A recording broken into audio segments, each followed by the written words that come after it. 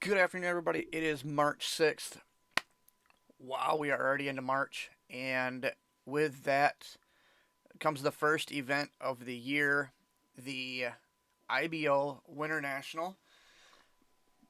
Bristol, Virginia kicks off the media coverage portion of the year for PH3 Photo and Video. And we have I guess I shouldn't say we, I, um, as it is me, um, most know that I run PH3 Photo and Video by myself. Last year for IBO events, I had some help. This year, she's doing some more traveling this year. Not sure if she's going to be able to help out, but grateful for her help last year. Thanks, Ruby. Shout out to you for all the great hard work on that. Um, this year is going to be absolutely action packed. Some of you may know that I will be competing and have seen me already at the first ASA of the year. I will be competing in the Open Pro class for ASA, and then when it comes to IBO, I'm going to be shooting the field portion. But I will still be providing the media coverage for IBO. I will be staying busy on that, bringing you up to date coverage and information on that, as well as the NEEDT races for flat track ATVs. I will be at rounds all year long for that. Um, it's going to be absolutely action packed. And that first event takes place in Star, North Carolina, and that is on May 4th. And then we head to um, Just Passing Through Raceway, I think is the name of it, in Sparta, Tennessee for the second round. Then we're headed to Dresden, Ashtabula, um, back to Dresden, over to Owasso, and back to Ashtabula for the final round. Um, and amongst all of the ATV flat track, we're going to be doing the IBOs, and yeah, it's going to be a wild, busy year for media coverage and a lot of traveling. With all this, it definitely is going to put I don't want to say a strain, but it's going to be tight. I don't have the financial backing. I don't have the staff that these other media outlets do. It's me, and it's all out of pocket. This year, fortunately, IBO is helping out with some of the expenses. They're a nonprofit, so I'm not staffed by them. I'm not paid by them as a staff member.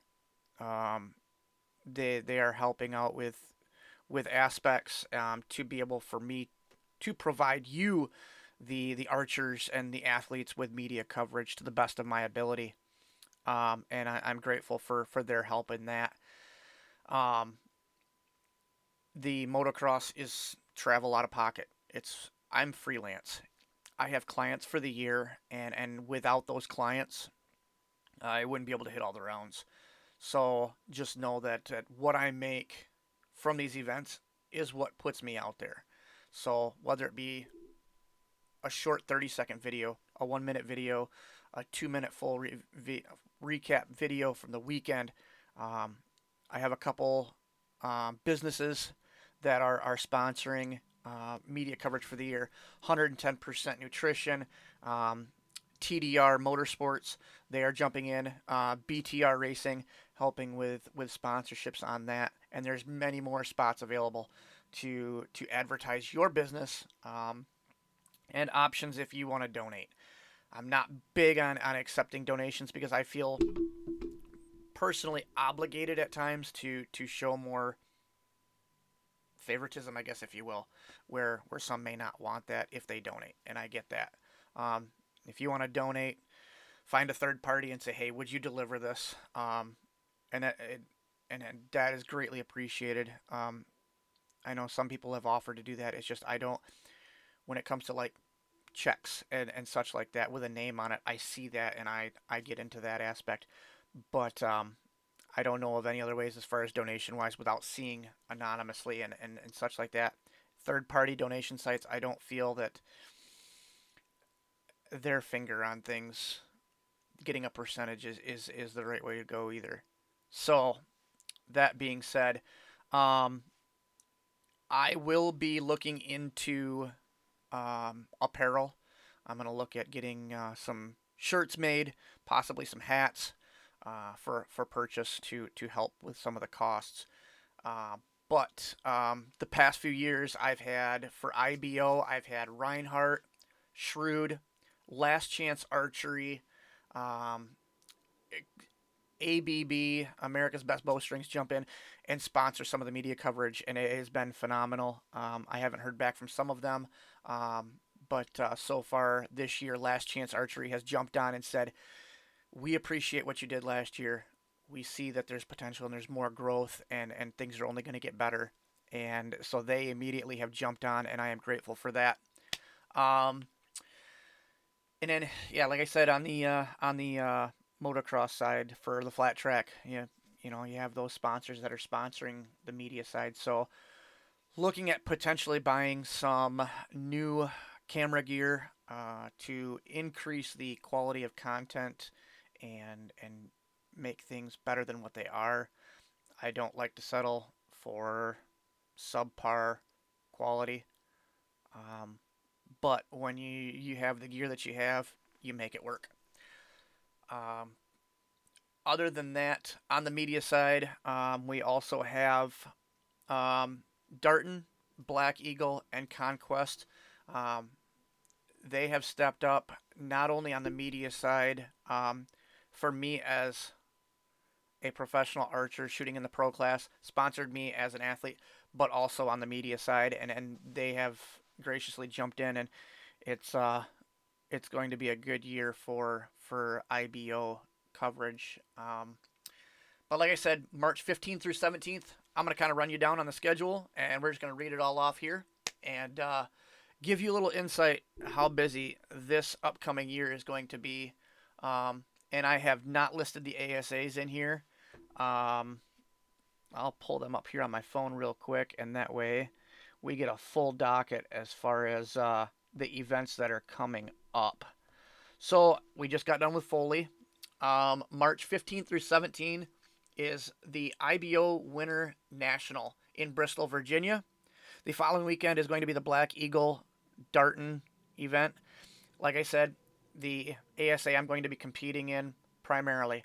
I might come out with the camera. If you get a hold of me, there's a possibility I could, see if we can make something work there. And then let's see here. April 12th through 14, we are the Spring National, which is being held in New Albany, Indiana for IBO. That is April 12 through 14. Um, the end of April, we're back down for the Easton Hoyt Pro-Am, April 25th through 28th in Louisiana.